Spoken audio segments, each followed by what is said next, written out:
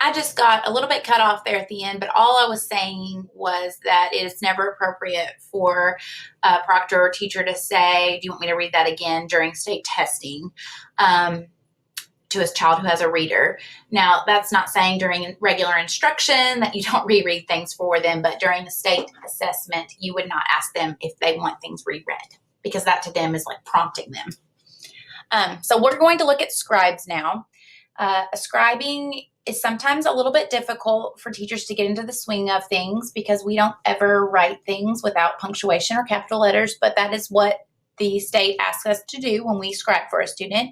So if the sentence was, the dog ran over to the horse, a child would probably just say, the dog ran over to a horse. They wouldn't say capital T in the dog ran over to the horse, put a period at the end. So your role is to write word for word what they say, all in lowercase letters without any punctuation, and then go back and turn the paper around and say, okay, your turn to put in capital letters and punctuation. Or they can tell you where they want the capital letter and punctuation. That's also an option. It takes a little practice to get used to, but once you are comfortable with it, it will help the student in the long run because that is what is asked of them during state testing, and that's what the proctor will do for them. Calculator is something for students with IEPs. We have certain calculators that are permitted during state testing. I would encourage you throughout the school year to have students practice with calculators and not just have it something that you do right at the end, getting ready for a testing assessment, because the students need to understand the function and what the purpose is of them, and so that they're comfortable with them. If you do not have calculators in your classroom for some reason, please let me know and I will be happy to get you some.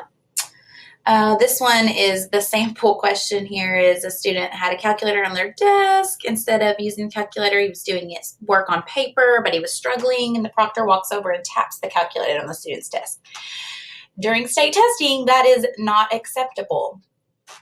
During your classroom, during instruction, if you want to encourage students to use a calculator during something, that is fine, but you do not tell a student they need to use a calculator during a state assessment.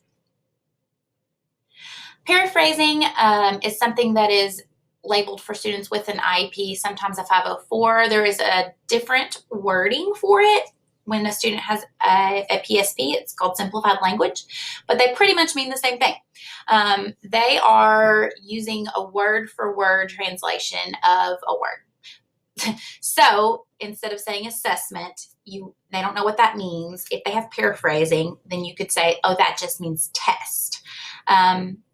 It's limited to only directions during state assessment. So you can't paraphrase a reading passage or a prompt for a math question or anything like that.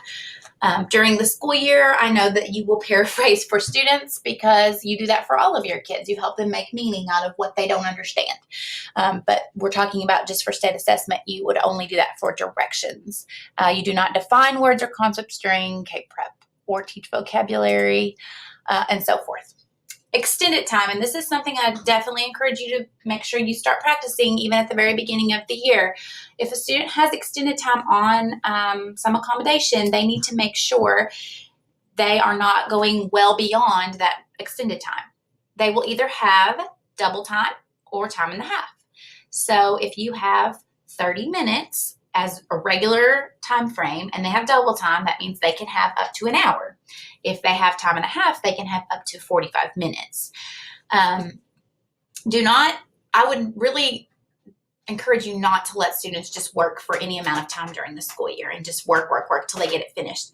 I understand it might take some time to get them down to that time frame that they are required to use on their accommodation. But in general, it's good to have them start practicing within a time frame and having them understand that they have time and a half and what that means for them. So if you give an assignment to everybody and say, okay, you have 30 minutes, make sure you go to that student who has time and a half and say, okay, I'm going to let you have 45 minutes.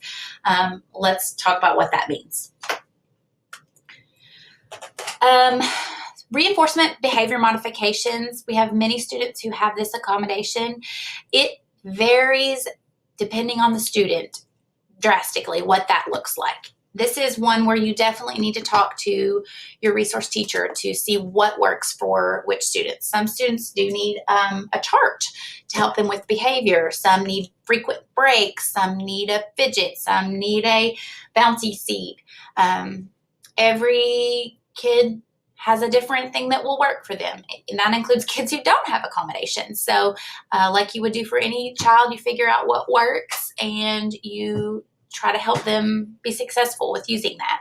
During state testing, you have to make sure that you stick within we're not bribing students and we're following along with what we've been doing all year long.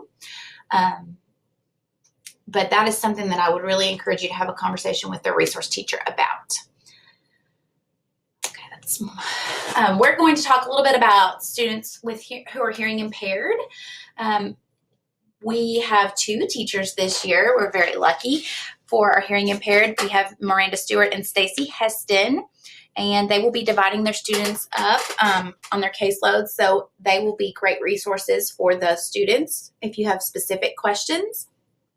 But they do have some equipment that is just for a student with a hearing impairment that you may be using throughout the year. You'll typically have an interpreter or a hearing impaired teacher available to help you if the student has a profound hearing loss. You cannot indicate correct answers or define words or provide content or teach vocabulary. This is during a state assessment. There's a separate section for English learners. Let's stop right here and we'll ask one more question and then we will finish this up.